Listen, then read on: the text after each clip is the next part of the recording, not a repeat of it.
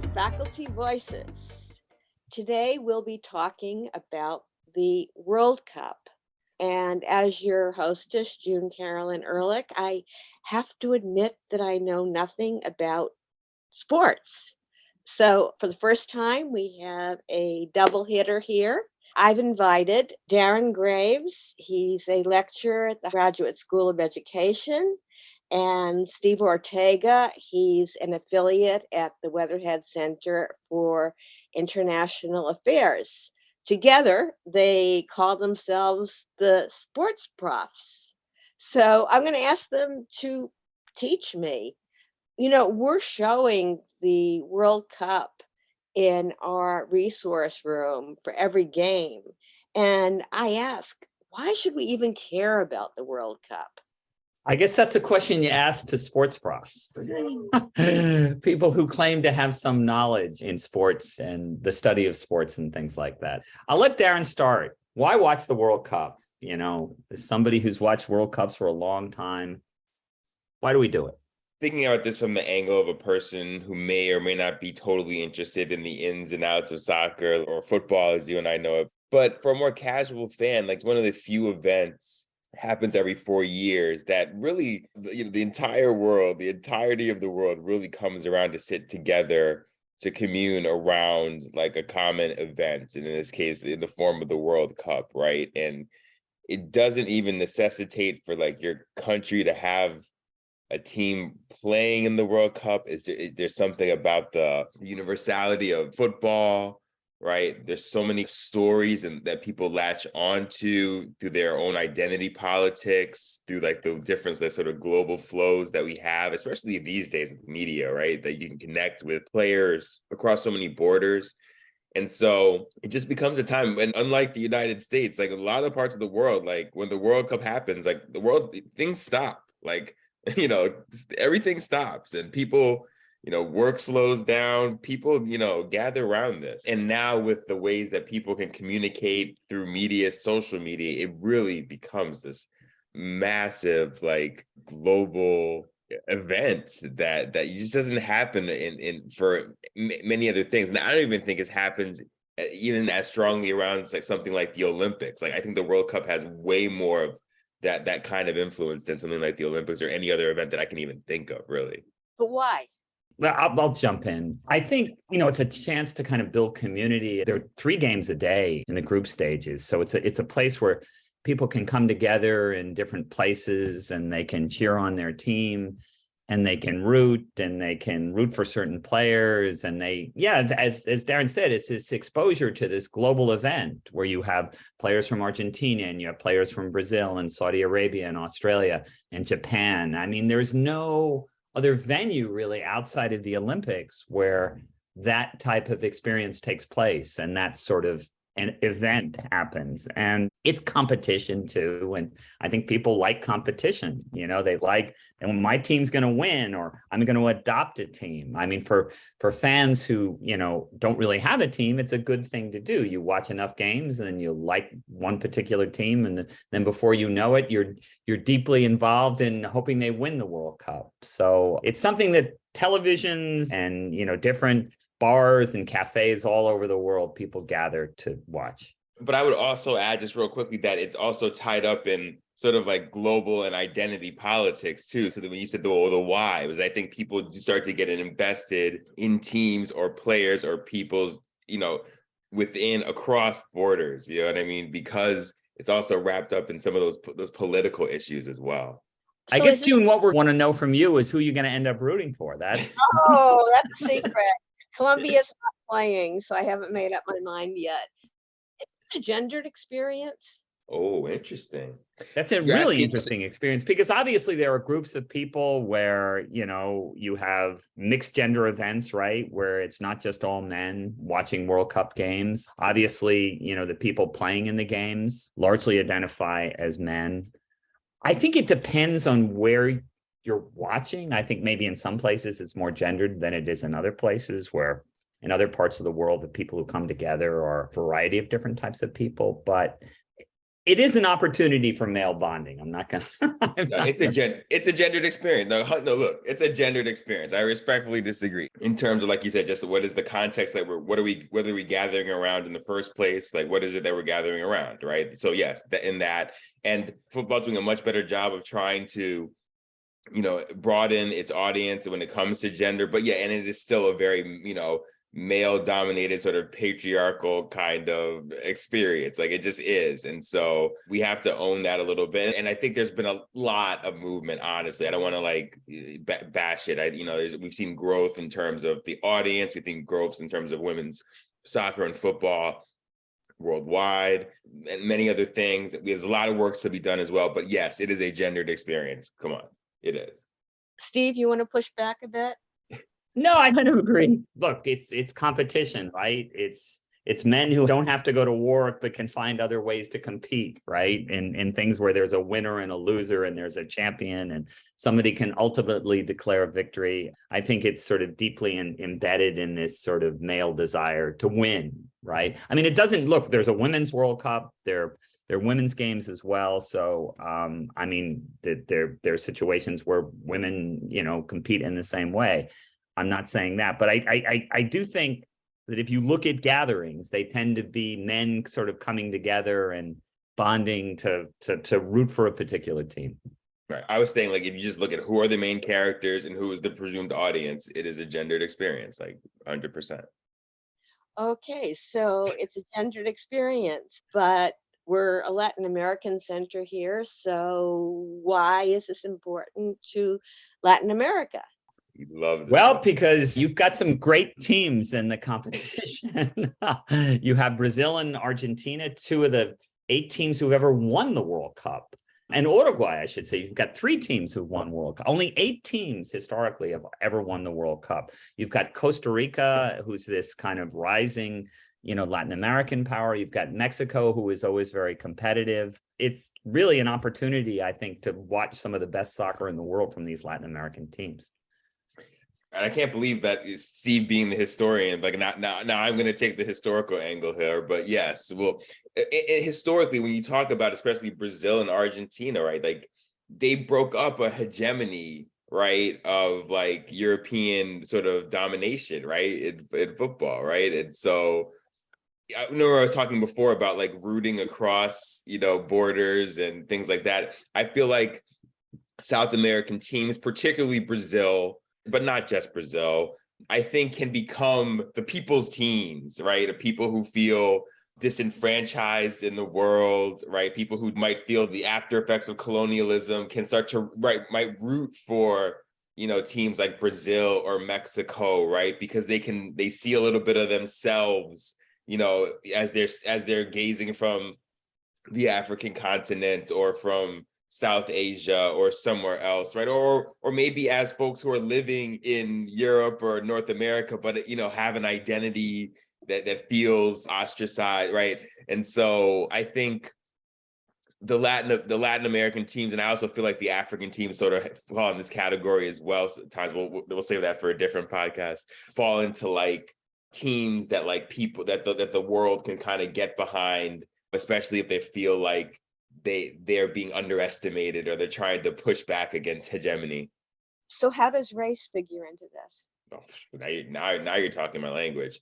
I think race has so much to do with it. And I think I'm thinking about Brazil in particular, right? For me as a Black man in the United States, like it's super easy for me to glom onto Brazil when I'm looking at a whole bunch of bodies out there and folks who are experiencing similar things to Black folks like me, right? And so race has everything to do with it. When we think, I don't know if I'm going too far ahead of myself, but when we're talking about Pele and Maradona, these were folks in both their contexts. They don't look necessarily phenotypically exactly the same, but they were both considered Black, right, in their specific context, right? And so to talk about like breaking hegemony, right, from a racial lens, like these titans of football were like Black men who were like taking over this worldwide thing that people were communing around that was usually dominated by folks who did not look like them or much less come from the meager backgrounds that they came from. I just want to add too, I left out Ecuador, and discussing the different teams. And of course, Ecuador, it's a big deal for Ecuador to go to the World Cup. And Ecuador is a team that's, hasn't kind of risen to the level of success that Brazil and Argentina have, but a very, very strong South American team. Yeah, you've talked about Brazil and Argentina, which are obviously very big countries, but you're also talking about these little countries. I mean, Ecuador, Costa Rica, Uruguay. How did that come about? Good football associations. I mean, Costa Rica in the 2014 World Cup went to the quarterfinals, the last 8 in the world. Uruguay won 2 of the first 4 World Cups. Now, the first World Cup was principally dominated by South American teams because the European teams couldn't get there. It was played in 1930, and it was difficult to cross the Atlantic, and it was expensive and things like that. So that obviously played to the Uruguayans' advantage, but nonetheless, they won and then came back and won again in 1950. Their programs around the world, Costa Rica being one, Uruguay being another. Iceland is another country that has done incredibly well given its size. Holland is not a huge country. They're good kind of national programs that recruit people and train them and prepare them for professional soccer careers. I also think for folks who may not understand how folks qualify for the World Cup, is that the world is sort of in soccer terms is sort of cut up into different regions, right? And those regions then have to sort of compete against each other to then get in to get certain spots. And so teams like Costa Rica and Mexico are in a region that includes United States, Canada, right? So sort of like, North America, in quotes, right? And then, Uruguay is going to be competing against teams like Argentina, Brazil, Chile, right? South of Ecuador, Peru, South American, Colombia, right? Some of this is about, how strong you are compared to your other regional teams at any given time, right? And so Costa Rica is only going to be competing against who they compete against. So it's a little easier in some ways for Costa Rica to get into the World Cup than it is for Uruguay to get in the World Cup, because there's a little more competition in the South American, stiffer competition in the South American region than there is playing, Trinidad and Tobago, the United States, and other teams that aren't necessarily that good. Just to put it in context, how difficult it is to get in for some countries. Italy, who won the Euros last year, who's a football powerhouse, is not going to the World Cup this year, even though they've won the World Cup 4 times. So the European competition qualification is so competitive that they didn't make it. You mentioned Pelé and Maradona, and I'm wondering, for those of our listeners who aren't soccer followers, if you could explain who they are and what they mean. And also, are there any stars or any people we should be keeping our eyes on from Latin America during these games?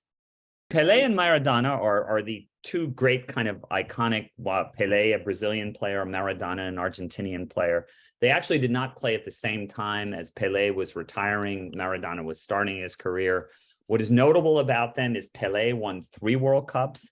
Maradona won 1, an iconic victory for Maradona in 1986 in Mexico, when a goal he scored was called the Hand of God, where the ball kind of touches his hand, but it goes into the goal. Nobody pays much attention. And they beat England, right, which had huge political significance. Both come from, poor backgrounds. Both are people who there's this sense they kind of have the weight of a nation on their backs. And they're players who become these incredible global icons. In 1967 in Nigeria, Pelé travels to Nigeria, and the war with the Afra, actually there's a ceasefire for 3 days just to have Pelé there. So, I mean, it shows his kind of world significance. Maradona is a guy who ends up at playing his club soccer at Napoli, which is not one of the great powerful teams in Italy, and wins championships there. So sort of brings the Neapolitan club, this huge, amount of attention and success. And that is something that's looked on favorably. Maradona was also a very political person. He embraced people like Fidel Castro. He was somebody who wasn't, scared to mix it up in politics. Very much the working man's player. Steve inadvertently lost every friend of ours who lives in England when he said the phrase, the ball touched his hand in the hand of God goal when he's talking about Maradona, because I think other folks might have seen it in more of like Maradona punching the ball into the goal, but nicely done there, Ortega. In terms of stars to think about now, I mean, very big ones. I mean, so the first one that comes to mind is Lionel Messi, who is hands down like the number one sort of football star in the world. Definitely not at his peak at this point in his career, but is still just an absolute magician in terms of scoring and passing. And so he definitely has the most name and brand recognition in the world. And so he's just a big star, plays for Argentina, and has the World Cup success has been very elusive for Messi. And that's been a big part of he's been amazing. Won so many different things in his career and his club career with Barcelona. And, he's just but elusive World Cup success. And so that's been a part of his narrative. And especially when juxtaposed with Maradona, like he's carrying this weight of like trying to even be able to stand on the same level with him. And so that's one big star from South America. Another one from Brazil would be Neymar Jr., who plays for Paris Saint-Germain right now in France, but a big Brazilian star, former teammate of Messi at Barcelona, who's just also, again, I think probably right behind Messi in terms of name and brand recognition, very flamboyant, plays for Brazil. And so, and Brazil and Argentina have a massive history and competition with each other. So those are like the two big teams. I'm sure I could name other players, but I think those are the big ones you want to hold on to. I don't know if Ortega, you want to add any. Well, I do want to add that if Messi or Neymar wins a World Cup for their country, they will be eternally loved.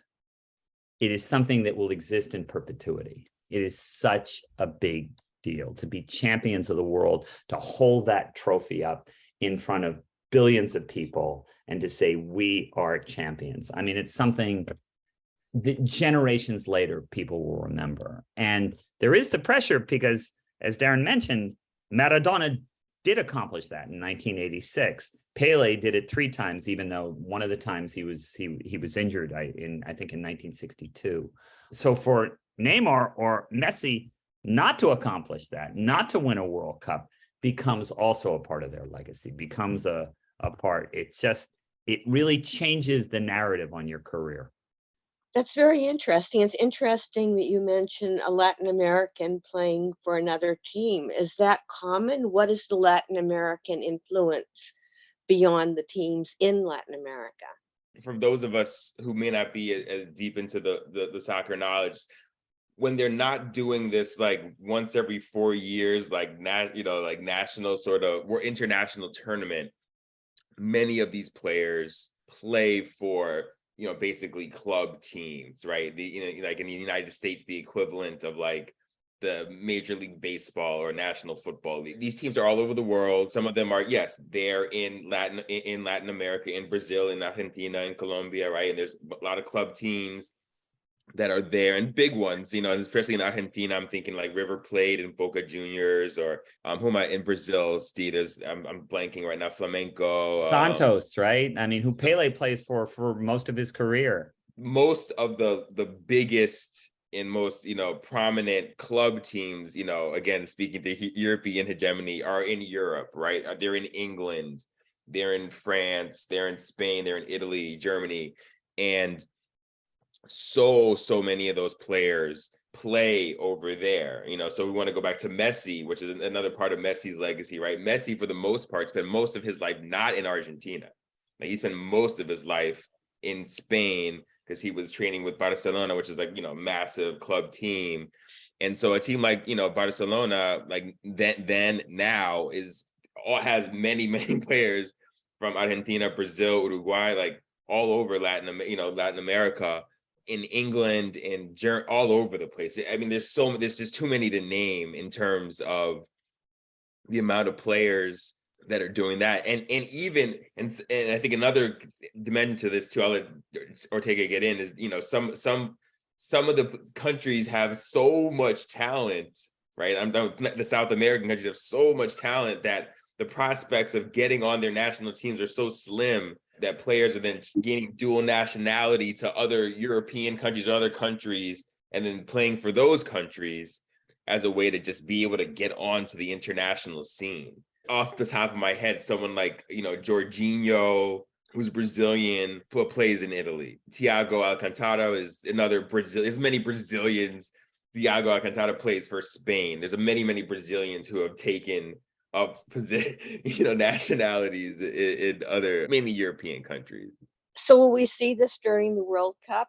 Yes, there are people who play, from different nationalities, but it more relates to the club team experience. I mean, there definitely are players who, like Jorginho, who Daren just mentioned, is an Italian national player, originally comes from Brazil. Thiago Alcantara, who actually did not make the Spanish national team, is a Brazilian. Maybe what's more interesting, though, is the fact that Messi had spent so much time in Spain that it was considered a problem for a lot of Argentinians. I mean, is he one of us or is he one of them?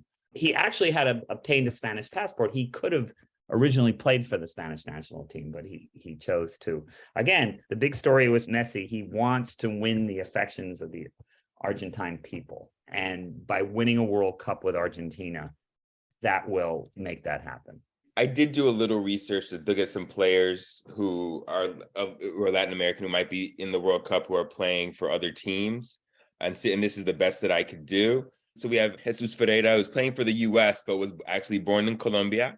We have Christian Roldan, who is playing for the US, but is eligible actually for either Guatemala or El Salvador because of his parents. And his brother Alex actually does play for El Salvador. And we have Jonathan Osorio, who plays for Canada. His parents were born in Colombia. And then we have two folks from Switzerland, Roberto Rodriguez, his father is from Spain and his mother is from Chile. And then we have Ruben Vargas, who also plays for Switzerland, whose father is from the Dominican Republic. Interesting. So let's switch to another subject, politics. The World Cup's being held in Qatar. And there have been so many allegations of money, of corruption, of taking place in a country where there are human rights abuses. Is the World Cup worth it? What's at stake here? What are the issues? This is a very complicated question for football fans because, as we know, the World Cup was awarded to Qatar in 2010, the same time that the 2018 World Cup was awarded to Russia. Subsequently, all sorts of claims and a case that was put together by the U.S. Justice Department, massive corruption allowed the Qataris to get this World Cup.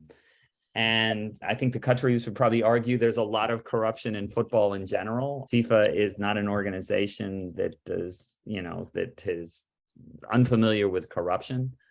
It's something certainly the two of us are very conscious of, right? And it may, if somebody said, do you want to go to Qatar and watch the World Cup? I think I would say no, for the reasons, that have been discussed.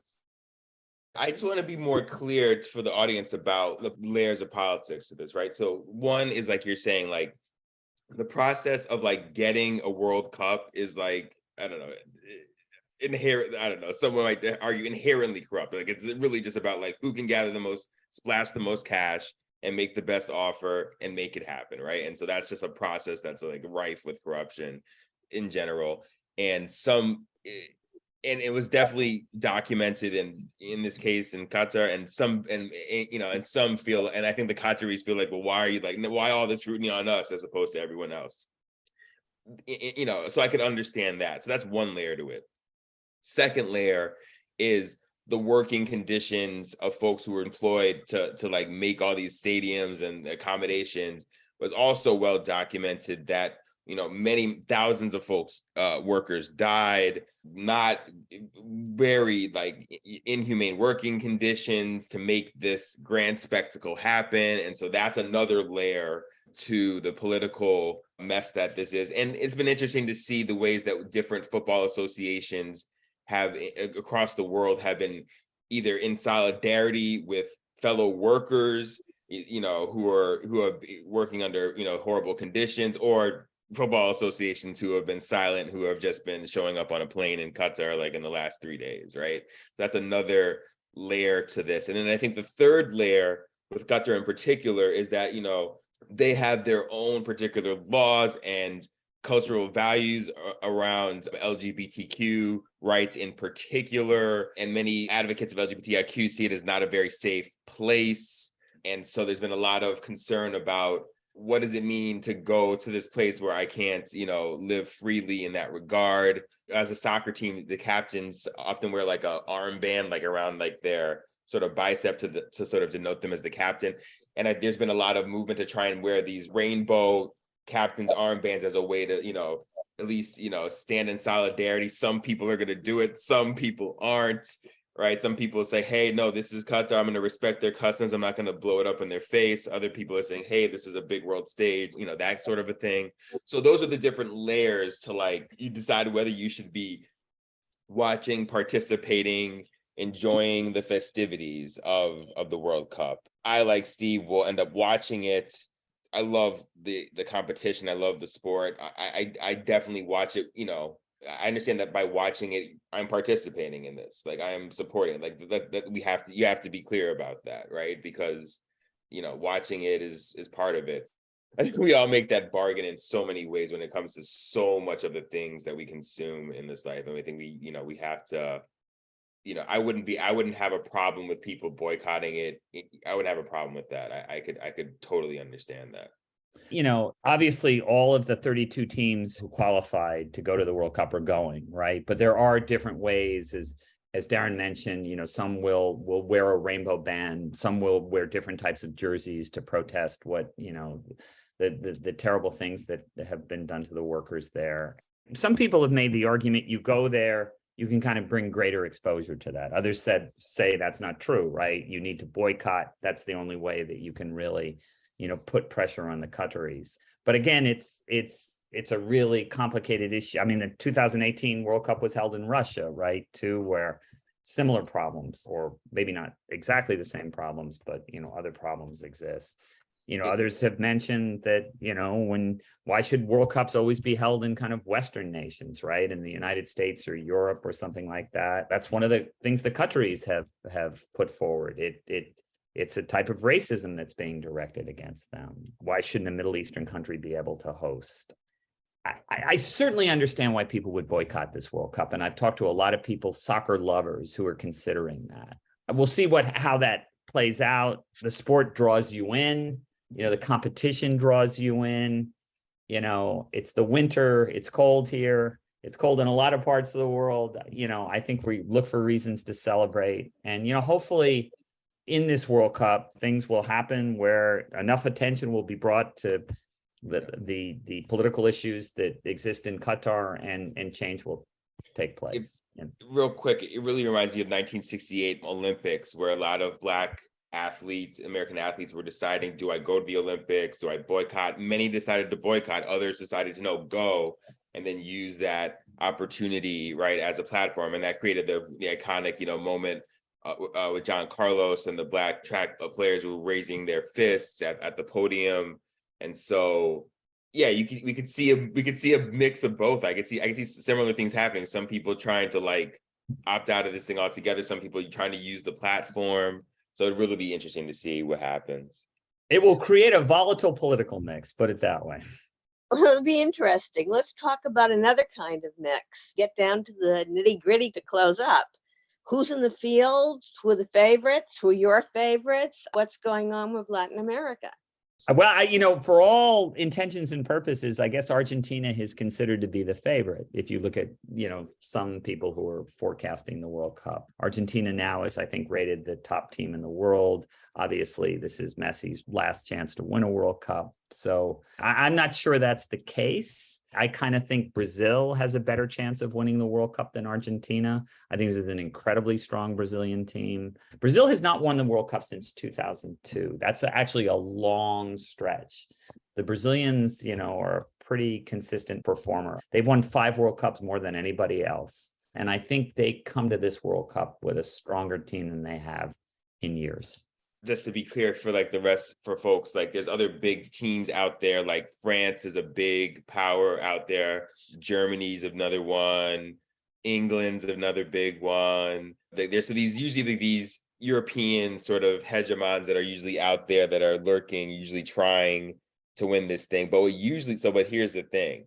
what usually happens is that when when these World Cups move to more warm weather nations, right, the European teams kind of fizzle out with the heat, right? They can't really keep up, and that usually favors the South American powers. And so that's why I think Brazil or Argentina is not a bad pick, right? I think I'm personally pulling for, in this case, for a few different reasons, Brazil. And that's just for a few reasons. This one, like I'm a big fan of we were talking about the club teams before, right? So I'm a big fan of football club Arsenal, which is in London, and they have a few Brazilian stars on the team, Gabriel Jesus and Gabriel Martinelli, and so I'm kind of rooting for my players. I just like the Brazil team in general because I just think they just look like they're going to play and they usually do play a really exciting brand of soccer that's just easy on the eye.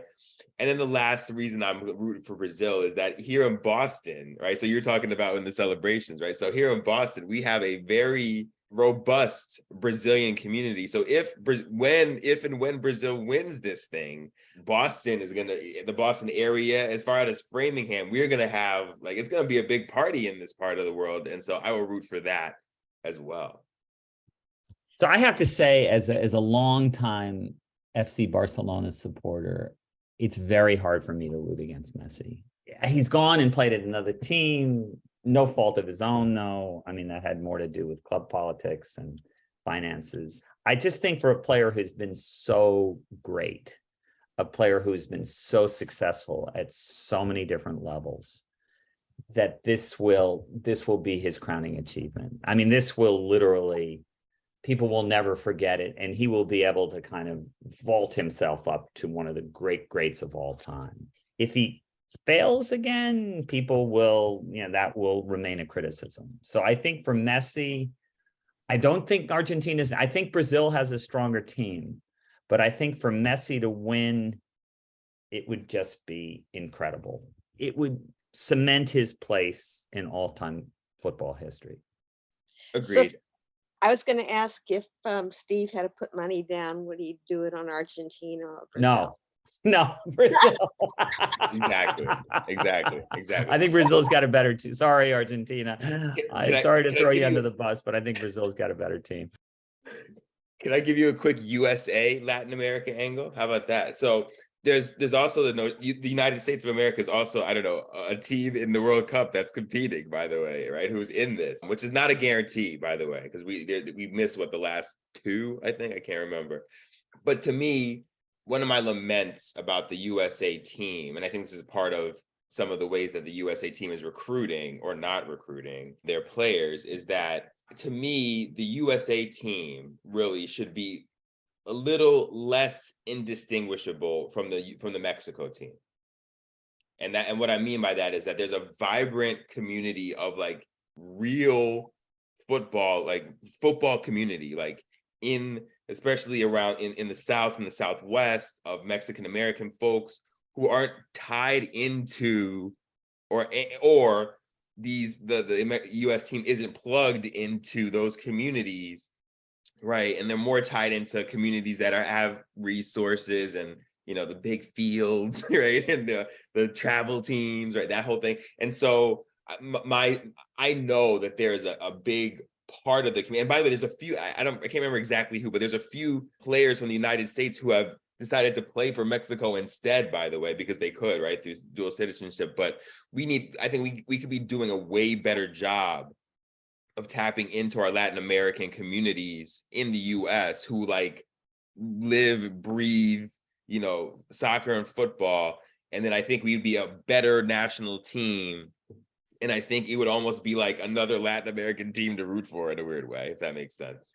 So, June, that somebody has made the comment that the most followed and loved sports club in the United States is the Mexican national team. You go to games, particularly, in the Southwest, on the West Coast, and there are more people supporting the Mexican national team than supporting the US team. So the Mexican national team, there will be a lot of people in the US rooting for the Mexican national team. Any of those games, any of the Latin American teams that come to play in the United States and they play in like California, Texas, I don't care, Mexico, El Salvador, Guatemala, any of those teams, Colombia, they will take over that stadium, 100%, 100%. I want to say something to the fans who will end up listening. I think that this is something where you kind of attach yourself to a team, and maybe that team wins, maybe they don't, but then you can just attach yourself to another team. I think you can find love in many places, and I think this is a wonderful tournament. There won't be another one for 4 years. They're talking about changing it to 2 years, but there's a beauty in every 4 years. So I think that, this is something really to enjoy. I think we can all agree the people who are running it are certainly not the best people in the world. There are lots of questions surrounding their motives, the types of things that we talked about in regard to Qatar. But the people who actually play the games, there's an incredible amount of beauty in it. And those are the people we're looking to support. So there may be a game you watch, and you may watch a player you've never seen before, and now this player becomes one of your favorite players, and then you turn to the club team, and then you buy a shirt, and then before you know it, you're hooked. It's an opportunity to come together with people. It's an opportunity to kind of learn new things. It's an opportunity to see just, really enjoy an incredible sport. I couldn't agree more. I mean, I'll just end on saying this, like, Steve knows, like, you all can't see this, but I'm wearing one of my, like, my soccer jerseys, and I often walk around in the world when I don't have to, like, be in my work uniform, right, in my soccer jerseys, a variety of kind. And what the best part about it, and Steve knows this, I tell him this all the time, I'll walk through airports, I'll walk through the store, walk down the street, and someone will see the jersey. People all walks of life will just see the jersey and strike up a conversation or say, "Oh my gosh, yes," or "Oh, you like that too? Oh no," right? And so to me, and like in just playing the game, it's such yes, to me, like what I know that I love about the sport, and Steve and I love about this sport, is that it's a way that it brings the world to you in so many ways, right? And it helps connect you with so many different people, not in a hokey way. It helps you see, look, there's so much, it's so fraught and so political, but it's beautiful. It really is. So I couldn't agree more. Yeah, I would agree with Daren. If you find a team you're supporting, get a shirt, walk around, you'll have a bunch of new friends. And if that's right, if your team doesn't win in the end, that's probably more important. That's a wonderful way to conclude. Thank you for being with us on Faculty Voices. You've been listening to Steve Ortega, who is an affiliate at Harvard's Weatherhead Center for International Affairs, and to Daren Graves, who is a lecturer at the Harvard Graduate School of Education. Together, they call themselves the Sports Profs. Thank you for being here.